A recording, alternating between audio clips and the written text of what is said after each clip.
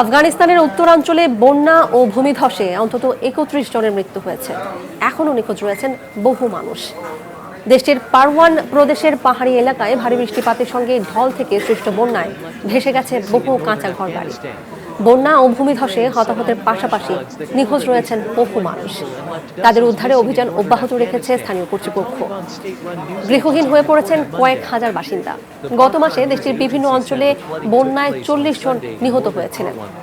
আগামী কয়েকদিন পারওয়ান প্রদেশে ভারী বৃষ্টিপাতের পূর্বাভাস দিয়েছে স্থানীয় আবহাওয়া বিভাগ। এতে পরিস্থিতির আরও অবনতির আশঙ্কায় সতর্কতা জারি করা হয়েছে। বন্যা ও ক্ষয়ক্ষতি মোকাবেলায় সব ধরনের সহায়তা অব্যাহত রয়েছে বলে জানিয়েছে তালেবান সরকার।